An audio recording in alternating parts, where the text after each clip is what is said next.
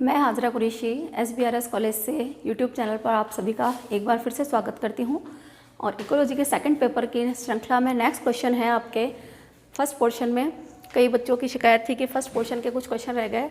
उसमें कई क्वेश्चंस में ऐसे आते हैं कि जैसे खाद्य श्रृंखला, खाद्य जाल, इनके बारे में शॉर्ट में भी पूछ लिया जाता है और एक बड़ा क्वेश्चन भी अक्सर आया जाता है। तो आज का टॉपिक है इकोसिस्टम, कंपोनेंट, फूड चेन और फूड वेब, पारितंत्र, उसके घटक, खाद्य श्रृंखला व खाद्य जाल। तो अब देखिए ये पूरा क्वेश्चन निम्नलिखित बिंदुओं में समाहित होगा। सबसे पहले मैं आपको इकोलॉजी की परिभाषा एक्सप्लेन करेंगे, उसके पश्चात इकोसिस्टम यानी कि पारितंत्र की परिभाषा और उसके विभिन्न प्रकार के घटक, जैविक और अजैविक घटकों के बारे में, और उसके अलावा पारिस्थितिक स्पूत क्या होते हैं, खाद्य जाल, ऊर्जा प्रवाह, खनिजों का चक्रीकरण और जैव भू रासायनिक चक्र क्या होते हैं, उनका संक्षेप में मैं आपको वर्णन करके बताएंगे। तो सबसे पहले एक वर्ड आता है आपकी इकोलॉजी। इकोलॉजी का मैं पहले भी आपको बता चुकी हूँ, होता है पारिस्थितिकी। पारिस्थितिकी का अर्थ होता है कि पर्यावरण में जितने भी जीव रहते हैं उनका अपने आसपास के वातावरण के साथ संबंध। यानी कि सबसे पहले तो देखिए यह सबसे पहले ग्रीक भाषा के दो वर्ड से मिलकर बना है।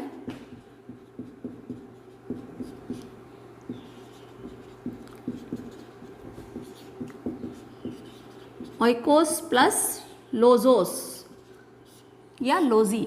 ओइकोस का अर्थ होता है घर और लोजोस का अर्थ होता है अध्ययन, और यहाँ घर का अर्थ होता है वातावरण या पर्यावरण।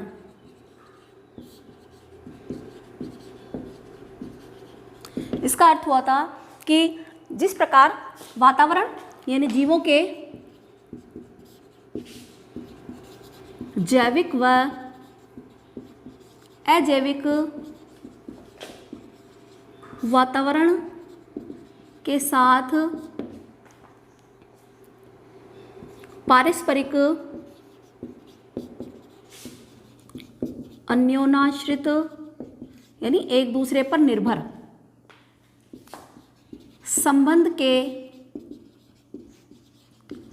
अध्ययन को इकोलॉजी कहते हैं।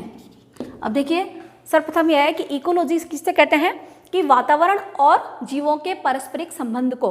वातावरण में दोनों प्रकार के घटक होते हैं, जैविक और अजैविक। दोनों के साथ जो संबंध जीवों का होता है, अन्योन्याश्रित का अर्थ होता है एक दूसरे पे आश्रित, यानी कि जीव पर्यावरण पे आश्रित रहते हैं और इसी तरह पर्यावरण के बगैर जीव जीवित नहीं रह सकते हैं। इस तरह के जो संबंध का अध्ययन जिस शाखा के अंतर्गत किया जाता है वो कहलाती है आपकी इकोलॉजी। और सबसे पहले ये वर्ड 1860 में रीटर नामक वैज्ञानिक ने दिया। इस शब्द का सबसे पहले प्रयोग किसने किया? 1807 में रीटर ने। और उसके पश्चात 1868 में इस शब्द की परिभाषा किसने दी थी? आपके आर्थर अर्नेस्ट हैकल ने। आपके अक्सर पूछा जाता है परिस्थिति का जनक कौन है, तो आपके आंसर आएगा, एक नंबर का क्वेश्चन आता है अर्नेस्ट हैकल, क्योंकि उन्होंने इसे पूर्ण रूप से परिभाषित किया। अर्नेस्ट हैकल ने 1860 में इसको परिभाषित किया था। इस तरह से सबसे पहले आपके इकोलॉजी की परिभाषा दी जाएगी। नेक्स्ट आपके है पारितंत्र या इकोसिस्टम।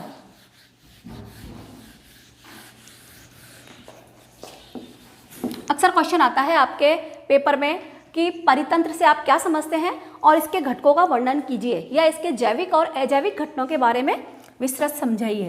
तो सबसे पहले होता है पारितंत्र या इकोसिस्टम।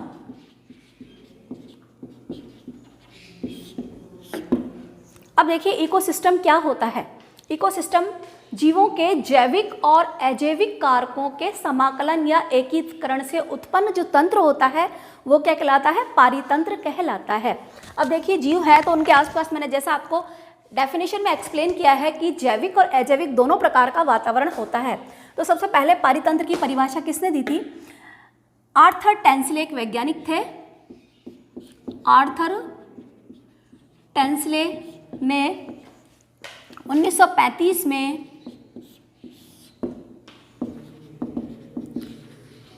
पारितंत्र की परिभाषा दी और उसके अलावा अन्य कई वैज्ञानिक थे। उन्होंने भी परितंत्र को परिभाषित किया। तो उनके अनुसार वातावरण के जैविक व अजैविक घटकों के समाकलन या एकीकरण से उत्पन्न तंत्र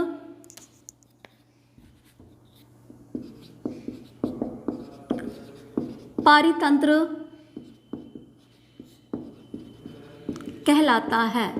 इसका अर्थ यह हुआ कि वातावरण के जैविक प्लस अजैविक घटक दोनों अगर जोड़ दिए जाएं तो वो जिस तंत्र का निर्माण करेंगे वो क्या कहलाएगा, पारितंत्र या इकोसिस्टम कहलाएगा। इस तरह से सबसे पहले आप इसको डिफाइन करेंगे। और नेक्स्ट देखिए, अब आपके पारितंत्र के घटक, इकोसिस्टम के घटक यानी कि इकोसिस्टम किन चीजों से मिलकर बना हुआ है।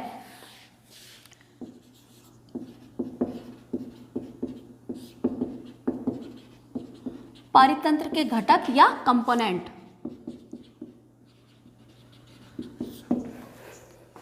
अब देखिए यहाँ पर मैंने इसका क्लासिफिकेशन दिया है, आप इस तरफ थोड़ा ध्यान देंगे।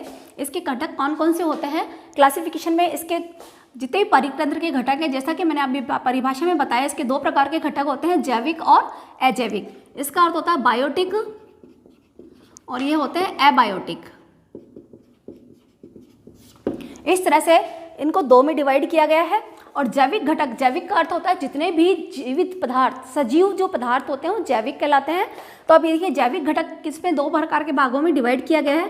पहला है उत्पादक और दूसरा है उपभोक्ता। मैं आगे आपको अभी अच्छे से एक्सप्लेन करूंगी, पहले आप इसका क्लासिफिकेशन देखिए। इस प्रकार इसको दो में क्लासीफाई किया गया है। उपभोक्ताओं को भी आगे जाके दो में डिवाइड किया गया है, वृहद उपभोक्ता और सूक्ष्म उपभोक्ता। अब देखिए वृहद उपभोक्ता भी तीन प्रकार के होते हैं, जिसमें है पहला है प्राथमिक उपभोक्ता, दूसरा द्वितीयक उपभोक्ता और तीसरा होता है तृतीयक उपभोक्ता। और सूक्ष्म उपभोक्ता, वृहद का मतलब बड़ा या गुरु भी कहलाता है और सूक्ष्म का मतलब छोटे उपभोक्ता, जो कि एक प्रकार के होते हैं अपघटक। अपघटक क्या होते हैं, जिस प्रकार के जीवाणु जो कि सरल कार्बनिक पदार्थों को अकार्बनिक पदार्थों में परिवर्तित कर देते हैं, वह अपघटक कहलाते हैं। नेक्स्ट आपके आते हैं, इस तरह से ये पूरे जैविक घटक कंप्लीट होते हैं। अब आपके आता है नॉन बायोटिक या अबायोटिक यानी अजैविक घटक। अजैविक घटक का पदार्थ होता है कि जितने भी निर्जीव पदार्थ होते हैं वो क्या कहलाते हैं, अजैविक। ए का मतलब होता है नहीं या नॉन और जैविक का मतलब जीवित। अब इस तरह से देखिए कौन कौन से होते हैं, इनको तीन भागों में क्लासीफाई किया गया है। पहला है अकार्बनिक पदार्थ, दूसरा है कार्बनिक पदार्थ और तीसरे होते हैं जलवायवीय कारक या पदार्थ। अब देखिए अकार्बनिक पदार्थों में कौन कौन से आते हैं। पहला आता है खनिज लवण और गैसें। और कार्बनिक पदार्थों की अलग अलग तीन श्रेणियां होती है, मैं आगे आपको एक्सप्लेन करूंगी। जलवायु कारक है, मृदा, जल, वायु, आर्द्रता, नमी, ये सारे जलवायु से संबंधित जितने कारक होते हैं जलवायु कारक में आते हैं। और उसके पश्चात आपके इकोसिस्टम के कार्य, पारिस्थितिक स्पूत क्या होते हैं, खाद्य श्रृंखला और खाद्य जाल क्या होते हैं, इनकी परिभाषा में आपको आगे एक्सप्लेन करते हैं। तो परितंत्र के घटक के बारे में आप मैं सबसे पहले देखिए परितंत्र में क्या होते हैं कि जैविक और अजैविक दोनों प्रकार के पदार्थ पाए जाते हैं। जैविक घटक जो प्रकृति में समुदाय में रहते हैं, किसी न किसी रूप में एक दूसरे से संबंधित रहते हैं। तो इनका आपस में संबंध किसके कारण होता है, पोषण के कारण। अब देखिए पोषण के कारण जब इनका आपस में संबंध होता है तो इनका आधार क्या होता है, एक दूसरे से भोजन। भोजन के आधार पर ये एक दूसरे से संबंधित रहते हैं। तो अब देखिए परितंत्र के घटक में सबसे पहले मैं आपके लिए लेते हैं जैविक घटक। जैविक का अर्थ होता है जितने भी जीवित पदार्थ या घटक होते हैं वो कहलाते हैं उसके जैविक घटक। अब ये देखिए दो तीन प्रकार के होते हैं। पहला है उत्पादक, दो विभागों में डिवाइड किया गया है। उत्पादक या इसको प्रोड्यूसर भी कहते हैं या स्वपोषी भी कहा जाता है। स्वपोषी, प्रोड्यूसर, ये इसके विभिन्न नाम होते हैं। उत्पादक का अर्थ क्या होता है कि ऐसे जीव या पौधे, अब देखिए जो अपना भोजन स्वयं बनाते हैं यानी सक्षम होते हैं। तो इसमें देखिए पेड़ पौधे भी आते हैं और कुछ जीवाणु भी आते हैं जो प्रकाश संश्लेषण द्वारा अपना भोजन बनाते हैं। कुछ रसायन संश्लेषी जीवाणु होते हैं, वो सभी इसी श्रेणी में आते हैं। अब देखिए उत्पादक, वे पादप या जीवाणु जो सूर्य के प्रकाश का, CO2 का, और सूर्य के प्रकाश पर्णहरित का उपयोग करके प्रकाश संश्लेषण की क्रिया द्वारा अपना भोजन स्वयं बनाने में समर्थ होते हैं, तो वो क्या कहलाते हैं? उत्पादक या स्वपोषी कहलाते हैं। अब देखिए, ये प्रत्यक्ष या परोक्ष रूप से उपभोक्ताओं के भोजन के काम आते हैं। यानी ये किसका भोजन बनते हैं? जो अगली जो आपके क्लासिफाई आएगा, उपभोक्ता का भोजन कौन होते हैं? उत्पादक। लेकिन ये अपना भोजन स्वयं बनाते हैं। किससे प्राप्त करते हैं? सूर्य के द्वारा, क्योंकि सूर्य पृथ्वी पर ऊर्जा का सबसे बड़ा स्रोत है ऊर्जा का। तो इसलिए सबसे पहले सूर्य के प्रकाश में वायुमंडल से कार्बन डाइऑक्साइड लेकर और पर्णहरित की उपस्थिति में फोटोसिंथेसिस या प्रकाश संश्लेषण की क्रिया द्वारा अपना भोजन स्वयं बनाते हैं। इसलिए इसे क्या कहते हैं? स्वपोषी। स्व का मतलब अपने, पोषी का मतलब पोषण, अपना पोषण स्वयं प्रदान लेने वाला क्या कहलाएगा? स्वपोषी। इस तरह से सबसे पहले आपके आएगा उत्पादक। नेक्स्ट आएगा आपके उपभोक्ता। उपभोक्ता या कंज्यूमर, जिसे आगे मैं एक श्रृंखला बनाऊंगी उसमें C से डिनोट करते हैं। कंज्यूमर के लिए C यहाँ पर डिनोट किया जाता है। तो अब देखिए उपभोक्ता कौन होते हैं? उपभोक्ता देखिए जो अपना भोजन स्वयं बनाने में असमर्थ होते हैं, स्वपोषी पादपों से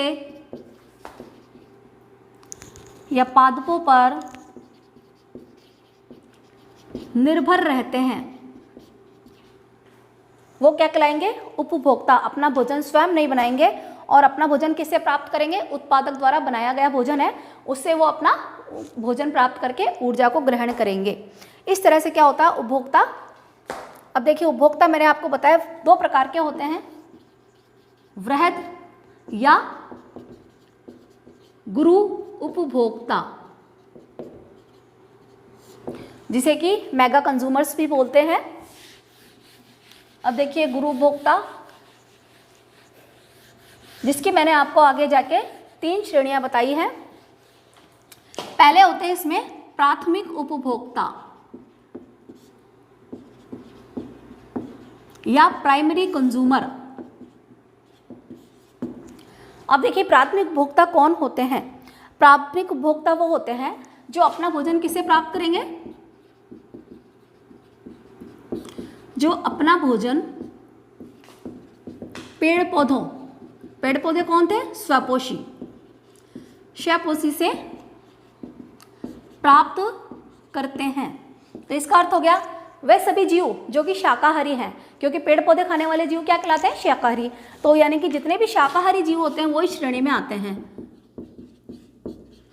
शाकाहारी जीव एग्जाम्पल देखिए, जैसे गाय, बकरी, टिड्डा, खरगोश,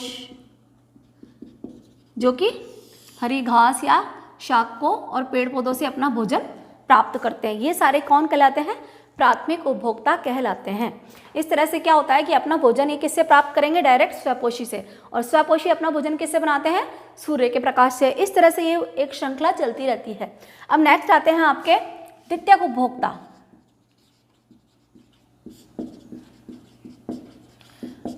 द्वितीयक उपभोक्ता यानी सेकेंडरी कंज्यूमर। सेकेंडरी कंज्यूमर्स में कौन होते हैं कि ऐसे जीव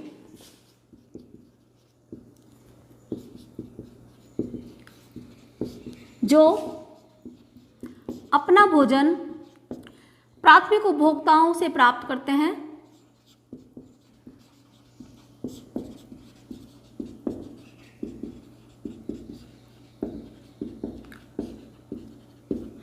अब देखिए वो कौन से होंगे जो प्राथमिक उपभोक्ता से प्राप्त करेंगे, यानी शाकाहारी जीवों को खाने वाले।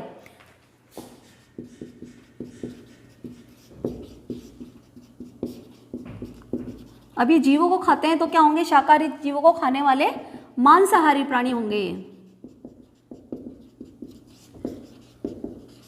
मांसाहारी प्राणी होते हैं। अब देखिए नेक्स्ट श्रृंखला में क्या आएगा कि जितने भी शाकाहारी प्राणी हैं, गाय, बकरी, टिड्डा, खरगोश, इनको खाने वाले प्राणी कौन कहलाएंगे। जैसे गाय और बकरी को कौन खा सकता है, शेर, और जैसे इस तरह से अलग अलग होते हैं, मगरमच्छ। इस तरह से क्या होता है कि अगली श्रृंखला में जितने भी मांसाहारी जीव होते हैं जो शाकाहारी जंतुओं को शिकार करके खाते हैं, वो क्या कहलाते हैं, द्वितीयक उपभोक्ता की श्रेणी में आते हैं। इसके पश्चात आपके नेक्स्ट आता है तृतीयक उपभोक्ता।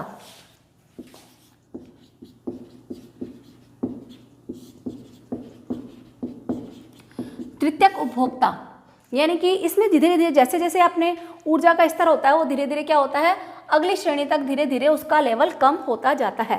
तृतीयक उपभोक्ता में ऐसे आते हैं ऐसे जीव जो छोटे मांसाहारी प्राणियों को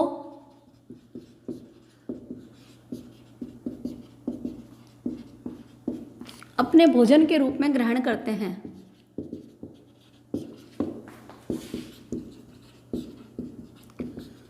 यानी कि जो बड़े मांसाहारी जीव होंगे वो इस श्रेणी में आएंगे, जैसे गिद्ध, बाज, मगरमच्छ, ये सारी क्या होंगे कि इस तरह से वे जीव आएंगे, तृतीयक उपभोक्ता के अंतर्गत आएंगे।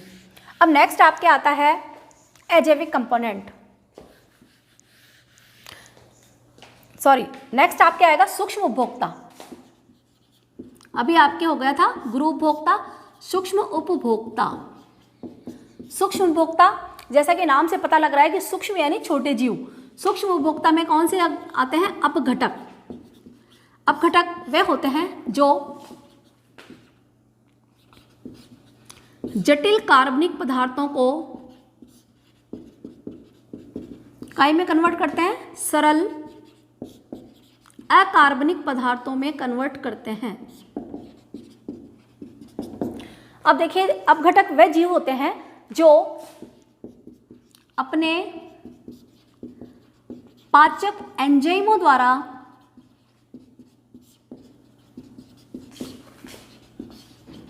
जटिल कार्बनिक पदार्थ, अब ये देखिए कार्बनिक पदार्थ में वे आएंगे जिनमें कार्बन उपस्थित होगा, अर्थात जो आपने पहले देखा उत्पादक और उपभोक्ता, ये दोनों क्या होते हैं, इनमें सब में कार्बनिक पदार्थ पाया जाता है। जब ये दोनों मृत अवस्था में आ जाते हैं तो क्या होता है कि ये कहलाते हैं जटिल कार्बनिक पदार्थ। इन दोनों को क्या करते हैं, अपने पाचक एंजाइमों द्वारा जटिल कार्बनिक पदार्थों को सरल अकार्बनिक पदार्थों में, अकार्बनिक ऐसे पदार्थ होते हैं जिनमें कार्बन का अभाव पाया जाता है, तो ऐसे अकार्बनिक पदार्थों में कन्वर्ट करने के पश्चात वो वापस किस में चले जाते हैं, वापस से उत्पादक यानी हरे पेड़ पौधों द्वारा उसे काम में लिया जाता है। तो इस तरह से अपने पाचक एंजाइमों द्वारा जटिल कार्बनिक पदार्थों को सरल अकार्बनिक पदार्थों में कन्वर्ट कर लेते हैं। और ये क्रिया किसके द्वारा करते हैं, अवशोषण के द्वारा।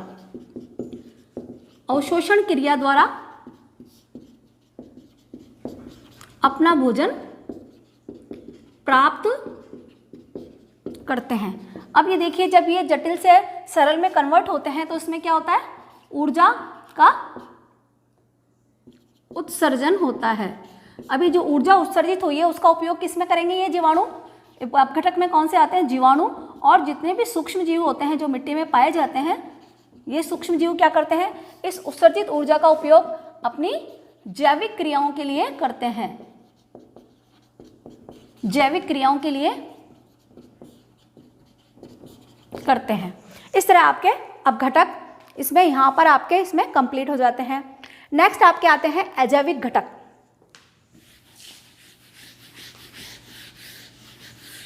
इस तरह से आपके इकोसिस्टम के जैविक घटक यहाँ कंप्लीट हो जाते हैं। नेक्स्ट आपके आते हैं अजैविक यानी कि एबायोटिक कंपोनेंट। अजैविक घटक या एबायोटिक कंपोनेंट। जैसा कि आपको नाम से ही इसमें शो हो रहा है अजैविक, अजैविक का अर्थ होता है निर्जीव, यानी जितने भी निर्जीव पदार्थ होते हैं या जितने भी कंपोनेंट्स होते हैं वो क्या करते हैं कि इसमें इकोसिस्टम में अपना महत्वपूर्ण रोल अदा करते हैं। अब देखिए एबायोटिक में मैंने जैसा आपको बताया, पहले होते हैं अकार्बनिक पदार्थ, दूसरे होते हैं कार्बनिक पदार्थ और तीसरे होते हैं जलवायु कारक। तो सबसे पहले हम इसमें एबायोटिक कंपोनेंट में सबसे पहले लेंगे अकार्बनिक, अकार्बनिक पदार्थ। अभी देखिए अकार्बनिक पदार्थ कौन कौन से होते हैं, इसमें होते हैं खनिज, दूसरे होते हैं लवण और तीसरे होते हैं गैसें। ये होते हैं इसके अकार्बनिक पदार्थ। खनिजों में क्या होते हैं, सोडियम, पोटेशियम, मैग्नीशियम, इस तरह से ये सारे खनिज पेड़ पौधों के लिए अनिवार्य तत्व होते हैं। इनकी बहुत ही सूक्ष्म मात्रा इनके लिए आवश्यक होती है, इसलिए इन खनिजों की बहुत अधिक आवश्यकता होती है। नेक्स्ट होते हैं लवण, फॉस्फेट, नाइट्रेट, अमोनियम, ये सारे लवणों की इनकी आवश्यकता होती है। गैसों में आप देखिए carbon dioxide gas, nitrogen gas, oxygen gas, ये सारी गैसों की आवश्यकता होती है, जो कहाँ से प्राप्त करते हैं, ये वायुमंडल से इनके पास प्राप्त होती है। इसके अलावा नाइट्रोजन गैस नाइट्रोजन स्थिरीकरण कारकों के द्वारा भी इन्हें प्राप्त होती है। इस तरह से ये अकार्बनिक पदार्थ पेड़ पौधों को आवश्यक होते हैं और ये पारितंत्र का एक महत्वपूर्ण अजैविक घटक होता है। नेक्स्ट आपके आता है कार्बनिक पदार्थ।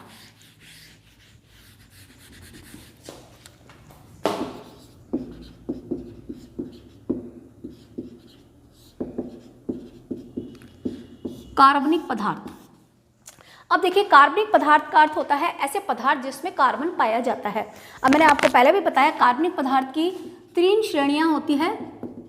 वैज्ञानिक ऑडम के अनुसार 3 श्रेणियों में इसको विभक्त किया गया है। अब देखिए पहली श्रेणी में कौन कौन से तत्व आते हैं, ऐसे पदार्थ जिसमें कि कार्बन पाया जाता है, जैसे कि जो पेड़ पौधों के लिए अनिवार्य तत्व होते हैं, कार्बोहाइड्रेट, लिपिड, वसा, यूरिया, ये सारे क्या होते हैं, प्रथम श्रेणी में पाए जाने वाले पदार्थ होते हैं। जो पेड़ पौधों में स्टार्च का संग्रह होता है कार्बोहाइड्रेट के रूप में होता है, कुछ लिपिड्स के रूप में होता है। इस तरह से वसा, यूरिया, ये सारे, और इसके अलावा प्रोटीन साइकिल में प्रोटीन भी पाया जाता है। सेकंड श्रेणी में आते हैं आपके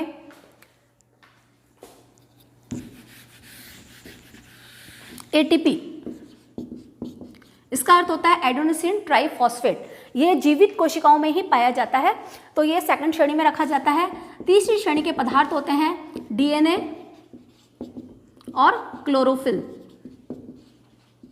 या पर्णहरित, जिसकी उपस्थिति में पेड़ पौधे अपना भोजन प्रकाश संश्लेषण की क्रिया द्वारा प्राप्त होते हैं। अब ये डीएनए और क्लोरोफिल इस तरह के होते हैं कि ये जैविक व अजैविक घटकों के बीच की योजक कड़ी होती है, यानी कि इन दोनों को जोड़ने वाली होती है। क्योंकि डीएनए किसके बने होते हैं, आपने देखा होगा, मैंने पहले भी एक वीडियो में आपको बताया था, जीन किसके बने होते हैं, डीएनए के खंडों के बने होते हैं। डीएनए एक आनुवंशिक पदार्थ होता है, वो बहुत ज़रूरी होता है, जितने भी जीवित जीव और मृत जीव सभी में पाया जाता है, लेकिन ये दोनों के बीच की जैविक कड़ी होती है। इस तरह से देखिए आपके कार्बनिक कंपोनेंट कम होते हैं। अब नेक्स्ट आते हैं आपके जलवायु कारक, जो कि क्या होते हैं, मृदा, जल, वायु, तापमान और मृदा में उपस्थित नमी, ये सारे कारक उसको कंप्लीट करते हैं। तो इस तरह आपके घटक यहाँ पर कंप्लीट होते हैं। अब मैं आपको एक डायग्राम बनाऊंगी जिसके थ्रू आपको इन सब के बारे में बताया जाएगा। अब देखिए आप नेक्स्ट इसमें देखिए इस डायग्राम में किस तरह से जैविक और अजैविक घटकों का संबंध दर्शाया गया है। सबसे पहले देखिए ये सूर्य होता है, जो सौर ऊर्जा का मुख्य स्रोत होता है। अब उसको सबसे पहले कौन लेते हैं, हरे पादप या ग्रीन प्लांट्स, जो कि क्या कहलाते हैं, उत्पादक कहलाए जाते हैं। अब देखिए ये सबसे पहले इसको कौन खाता है, शाकाहारी। जितने भी शाकाहारी जीव हैं उसको परजीवी या मांसाहारी भी खाए जाते हैं, परजीवी कहलाएंगे। जो दूसरों पे आश्रित होते हैं, परजीवी का अर्थ होता है कि दूसरों पर आश्रित। इस तरह से उसके पश्चात परजीवी जब मर जाते हैं तो अपमार्जक, जो कि अपघटित जीव होते हैं उन्हें अपमार्जक कहा जाता है, और उसके अलावा मृतोपजीवी जो मृत जीवों को खाते हैं उन्हें मृतोपजीवी कहते हैं। इस तरह से पूरी श्रृंखला चलती रहती है, और ये सारे क्या कहलाते हैं, उपभोक्ता या कंज्यूमर कहलाते हैं ये सारे के सारे। तो अब देखिए इसमें हरे पादपों के अजैविक घटक कौन कौन से होते हैं जो ग्रीन प्लांट से। अब देखिए अजैविक घटक किस प्रकार होते हैं, खनिज, लवण, प्रदा। अब ये सारे अजैविक घटक कहाँ पे जाते हैं, वापस हरे पौधे, और इन अजैविक घटकों की उपस्थिति के द्वारा और प्रकाश संश्लेषण की क्रिया द्वारा ये क्या होते हैं कि सारे के सारे ग्रीन प्लांट्स को लेने के बाद उत्पादक से अपना भोजन कौन प्राप्त करते हैं, उपभोक्ता प्राप्त करते हैं। उसके पश्चात ये जितने भी होते हैं शाकाहारी, परजीवी, अपमार्जक, मृतोपजीवी, सभी का क्या होता है, जब मृत्यु के पश्चात क्या होते हैं, मिट्टी में मिक्स हो जाते हैं, जहाँ पर अपघटक द्वारा उनका अपघटन क्रिया द्वारा सरल कार्बनिक पदार्थों को जटिल कार्बनिक पदार्थों को सरल अकार्बनिक पदार्थों में परिवर्तित कर दिया जाता है, और उसके पश्चात ये अजैविक घटक वापस प्रकाश संश्लेषण की क्रिया द्वारा और मिट्टी में उत्पन्न खनिज तत्व पेड़ पौधों द्वारा ग्रहण कर लिए जाते हैं। इस तरह से ये पूरा एक चक्र एक श्रृंखला के रूप में चलता है जैविक और अजैविक घटकों का।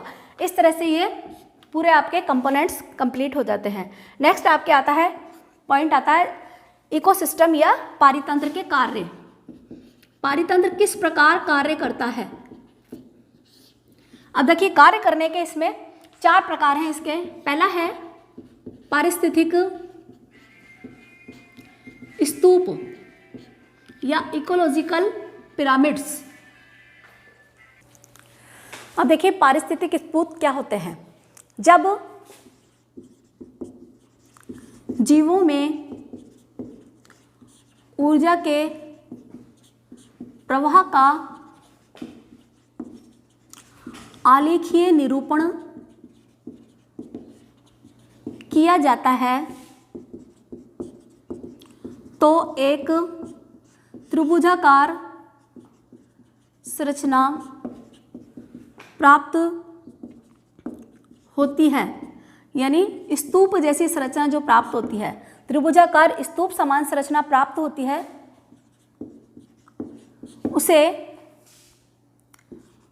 पारिस्थितिक स्तूप या इकोलॉजिकल पिरामिड्स कहा जाता है। अब जैसे देखिए मैंने अभी आपको श्रृंखला बताई थी, उत्पादक सबसे पहले हरे पेड़ पौधे, उनसे कौन भोजन ग्रहण करते हैं, उपभोक्ता, और उसके पश्चात आते हैं अपघटक। इस तरह से ये तीनों आपके मैंने इस श्रृंखला के रूप में बताया था। अगर इसका आलेखीय निरूपण किया जाए तो इस तरह से हमें एक त्रिभुजाकार आकृति प्राप्त होगी। ये त्रिभुजाकार आकृति दोनों प्रकार की हो सकती है, ये त्रिभुज सीधे भी हो सकते हैं और प्रतिलोमी भी हो सकते हैं। इस प्रकार जीवों में जब ऊर्जा के प्रवाह को सबसे पहले ऊर्जा कौन प्राप्त करता है, सूर्य से कौन प्राप्त करता है, उत्पादक। उसके पश्चात ऊर्जा का प्रवाह उत्पादक से उपभोक्ता में होता है, उसके पश्चात अपघटक में होता है। इस तरह ऊर्जा के प्रवाह को अगर किसी आलेखीय निरूपण में दर्शाया जाए तो जो त्रिभुजाकार आकृति या संरचना प्राप्त होती है उसे आप क्या कहेंगे, इकोलॉजिकल पिरामिड्स या पारिस्थितिक स्तूप। अब देखिए इस तरह से ये तीनों श्रृंखलाएं इसके अंदर प्राप्त हो सकती है। यहाँ उत्पादक आ सकता है और यहाँ पर उपभोक्ता और यहाँ अपघटक। इस तरह की संरचना आपको प्राप्त होगी, वो क्या कहलाएंगे, इकोलॉजिकल पिरामिड्स कहलाते हैं। अब ये देखिए ये इकोलॉजिकल पिरामिड्स भी 3 प्रकार के होते हैं। पहला होता है जीवों की संख्या के आधार पर, दूसरा होता है जैव भार के आधार पर, और तीसरा होता है ऊर्जा के आधार पर। इस तरह से 3 प्रकार के होते हैं। अब जीवों की संख्या के आधार पर और जीवों की जैव भार के आधार पर जो पिरामिड्स होते हैं वे दोनों प्रकार के हो सकते हैं, सीधे भी हो सकते हैं और प्रतिलोमी भी हो सकते हैं, यानी उल्टे और सीधे दोनों प्रकार के, जैसा कि मैंने अभी इससे पहले डायग्राम आपको शो किया था। और लेकिन ऊर्जा के आधार पर जो पिरामिड्स होते हैं वो हमेशा क्या होते हैं, केवल सीधे ही होते हैं, ये प्रतिलोमी नहीं होते हैं। इसका अर्थ है ये इस तरह से ही पाए जाएंगे। तो इस तरह से क्या होता है, ये 3 प्रकार के क्या होते हैं, पारिस्थितिक स्तूप। कई बार इसके लिए बारे में आपके शॉर्ट नोट्स और परिभाषा भी पूछ ली जाती है। तो इस तरह से आपका एक क्वेश्चन इसमें कंप्लीट होता है। नेक्स्ट आपके आता है खाद्य श्रृंखला व खाद्य जाल, जो अक्सर आपसे पूछा जाता है। खाद्य श्रृंखला व खाद्य जाल क्या होता है। अब देखिए खाद्य श्रृंखला। खाद्य श्रृंखला सबसे पहले तो क्या होता है कि वातावरण में जितने भी जीव होते हैं, जीवों के बीच ऊर्जा का प्रवाह सतत और रैखिक क्रम में होता है, यानी सीधा चलता है।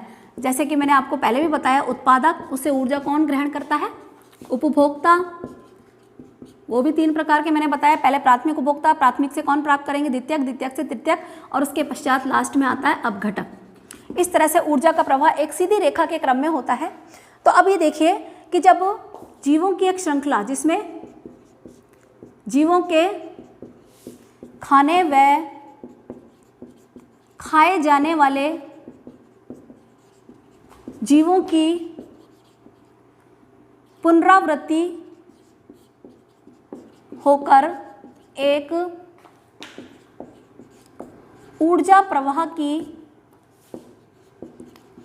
श्रृंखला, जिसमें सभी जीव परस्पर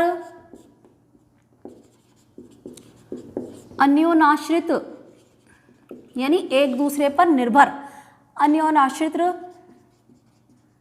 रहते हैं, उसे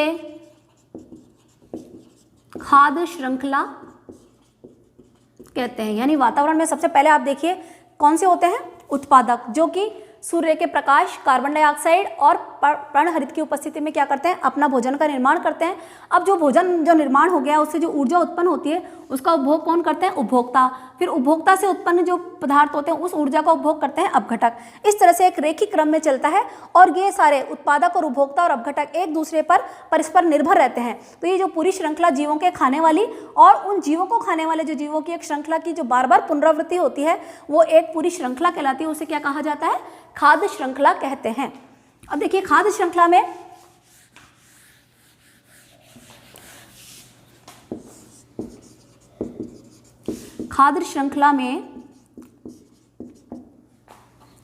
उत्पादक को किससे शो करते हैं? P, उपभोक्ता को C और अपघटक को भी C से डिनोट करते हैं।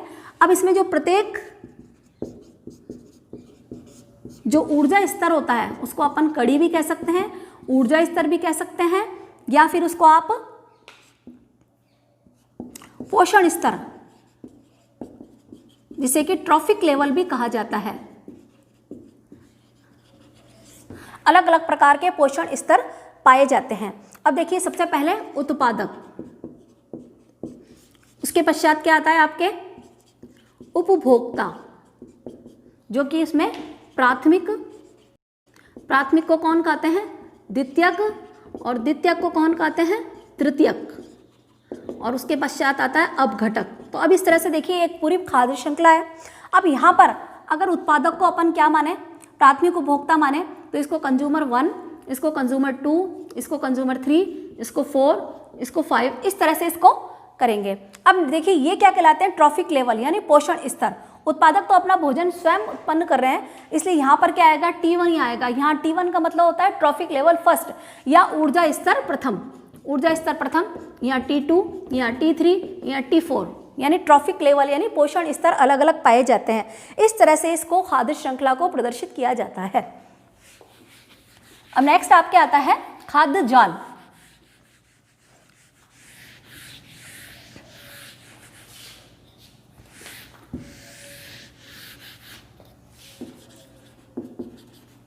खाद्य जाल,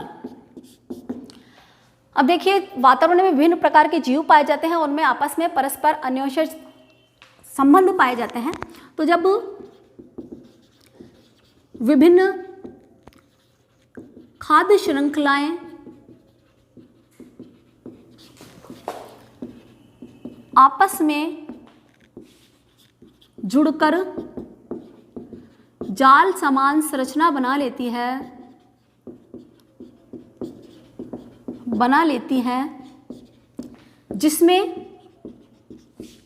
एक जीव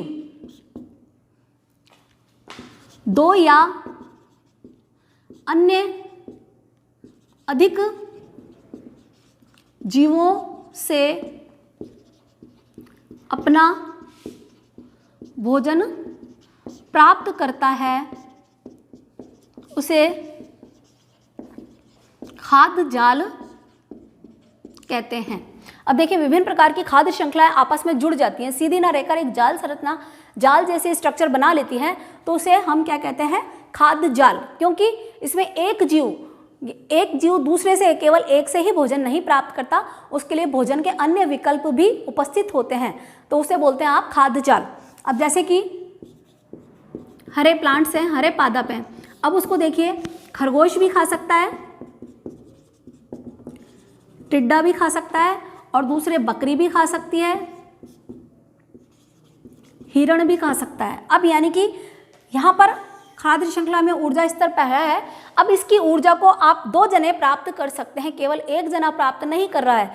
तो ये श्रृंखला इस तरह से भी चल सकती थी कि हरे पादप और उसके पश्चात उसको खरगोश ने खाया या टिड्डे ने खाया, खरगोश को किसने खाया? लोमड़ी ने खाया, लोमड़ी को शेर ने खाया। इस तरह से सीधी श्रृंखला भी चल सकती थी। लेकिन यहाँ पर एक को 2 जने खा सकते हैं, और ठीक इसी तरह बकरी को यहाँ पर शेर भी खा सकता है, और शेर खरगोश को भी खा सकता है। और इस तरह से ये पूरी एक श्रृंखला सीधी एक रैखिक क्रम में न चल के एक जाल के समान संरचना बना लेती है। उसे आप क्या कहेंगे? खाद्य जाल या फूड वेब कहा जाता है। तो नेक्स्ट इसके पश्चात आता है आपके ऊर्जा का प्रवाह। अब देखिए, इकोसिस्टम किस प्रकार कार्य करता है। पहला होता है खाद्य श्रृंखला बना के, दूसरा आपने अभी देखा खाद्य जाल बना के। अब नेक्स्ट आता है ऊर्जा का प्रवाह। अब देखिए, ऊर्जा का प्रवाह किस तरह से होता है। जैसा कि अभी मैंने आपको बताया कि सबसे पहले आते हैं उत्पादक, प्रोड्यूसर, उससे ऊर्जा का प्रवाह किस में होता है? उपभोक्ता में, और तीसरा होता है अपघटक में। अपघटक जितने भी ये सारे कार्बनिक पदार्थ, ये कार्बनिक पदार्थ, ये कार्बनिक पदार्थों को किस में चेंज करेगा? अकार्बनिक में, और वापस ये अकार्बनिक पदार्थ किस में जाएंगे? उत्पादक द्वारा ग्रहण कर लिए जाते हैं। इस तरह से ये पूरा साइकिल चलता है। अब देखिए, ऊर्जा का प्रवाह किस तरह से होता है। ये जैसे कि यहाँ पर सूर्य है, तो यहाँ सौर ऊर्जा की जो जितनी पूरी मात्रा है 100% क्या होती है कि उत्पादक द्वारा ग्रहण नहीं की जाती। उसमें एक लेवल से दूसरे लेवल में आते हुए केवल 10% ऊर्जा का प्रवाह ही होता है। 90% जो ऊर्जा होती है वो श्वसन में और ऊष्मा में और उसके अलावा उपापचयी क्रियाओं में, इन सब क्रियाओं में काम में ले ली जाती है। तो ऊर्जा के एक स्तर से दूसरे स्तर पर जाते समय केवल 10% ऊर्जा का प्रवाह होता है, बाकी 90% ऊर्जा का क्या होता है? क्षय हो जाता है। किस में हो जाता है? श्वसन में, ऊष्मा में, उपापचय में, इन सब का क्षय हो जाता है। तो अगर यहाँ पर सूर्य से उत्पादक, क्योंकि प्रकाश संश्लेषण में ऊर्जा हो गई, तो यहाँ पर केवल 10% रहेगी, यहाँ 1% रहेगी, यहाँ आते आते क्या होगा? 0.1% रह जाएगी। हर एक पोषण स्तर पर ऊर्जा का धीरे धीरे क्षय होता है। इस तरह से ऊर्जा का प्रवाह ऊष्मागतिकी के 2 नियमों पर आधारित होता है। थर्मोडायनेमिक्स फिजिक्स का एक अलग से टॉपिक होता है। ऊष्मागतिकी के 2 नियमों पर यह आधारित होता है। पहला नियम होता है कि ऊर्जा को ना तो उत्पन्न किया जा सकता है ना नष्ट किया जा सकता है, उसे केवल एक रूप से दूसरे रूप में रूपांतरित किया जा सकता है। जैसा कि आप देख रहे हैं, उत्पादक एक रूप में किसमें? सौर ऊर्जा का उपयोग कर रहा है, फिर उसके बाद ये कर रहा है उसकी ऊर्जा का, इस तरह से एक रूप से दूसरे रूप में केवल रूपांतरित कर रहे हैं। दूसरा नियम ये होता है कि जब ऊर्जा का रूपांतरण एक रूप से दूसरे रूप में रूपांतरित किया जाता है तो वह पूरी ऊर्जा का मात्रा नहीं होता है। एक रूप से दूसरे रूप में रूपांतरित हो समय ऊर्जा का कुछ मात्रा का ह्रास हो जाता है या उसमें नष्ट हो जाती है। यानी ऊर्जा की मात्रा जो पहले लेवल पे थी सेकंड लेवल पे उतनी नहीं रहती है, दूसरे तक आते आते क्या होती है? उसकी कुछ मात्रा कम हो जाती है। इस नियम पर क्या होता है? ऊर्जा का प्रवाह होता है। तो इस तरह से ऊर्जा प्रवाह आप इसके द्वारा समझा सकते हैं। और नेक्स्ट इसे क्या कहा जाता है? इसे कहते हैं 10% या दक्षांश का नियम कहा जाता है। दक्षांश का नियम या 10% का नियम, जो कि मैंने अभी आपको बताया, वो अलग से क्वेश्चन भी पूछ लिया जाता है। लास्ट आपके आता है खनिजों का चक्रीकरण। जैसा कि मैंने अभी बताया, अपघटन द्वारा जो अकार्बनिक पदार्थ होते हैं उसका चक्रीकरण किस प्रकार होता है। तो जिस साइकिल द्वारा किया जाता है उसे बोलते हैं जैव भू रासायनिक चक्र। और ये भी 2 प्रकार के होते हैं। पहला होता है गैसीय चक्र और दूसरा होता है अवसादी चक्र। गैसीय चक्र में आपने देखा होगा नाइट्रोजन चक्र ऑक्सीजन चक्र, कार्बन डाइऑक्साइड चक्र, ये सारे चक्र, और इनका स्रोत कौन होता है? वायुमंडल। वायुमंडल से इन गैसों को लिया जाता है और उसके पश्चात विभिन्न प्रकार की श्रृंखलाओं में चलने के पश्चात ये वापस क्या पेड़ पौधों द्वारा ग्रहण किए जाते हैं। पेड़ पौधे वापस किसके द्वारा ग्रहण उत्पन्न किए जाते हैं? उपभोक्ता द्वारा ग्रहण किए जाते हैं। फिर उसका वापस अपघटन होता है और वापस अजैविक तत्वों के द्वारा ये गैसीय चक्र वापस पेड़ पौधों द्वारा ग्रहण कर लिए जाते हैं। इस तरह से ये पूरी की पूरी साइकिल चलती है। अवसादी चक्र है तो इसका स्रोत क्या होता है? भूमि। ये भूमि से प्राप्त किए जाते हैं, जो कि जैसे कि सल्फर चक्र, मैग्नीशियम चक्र, सोडियम चक्र, ये जितने भी अकार्बनिक पदार्थ होते हैं वो अवसादी चक्र पाए जाते हैं, जो कि भूमि से प्राप्त खनिज तत्वों से प्राप्त किए जाते हैं। इस तरह से जैव भू रासायनिक चक्र चलता है और इस तरह से पूरा परितंत्र का सिस्टम लागू किया जाता है। ये सारे इस तरह से उत्पादकों से लेकर और अपघटक तक ऊर्जा का प्रवाह होता रहता है और इस तरह से इकोसिस्टम चलता रहता है। तो ये सारे पॉइंट इसमें समाहित होते हैं और यहाँ आपका क्वेश्चन कंप्लीट होता है। Thank you so much.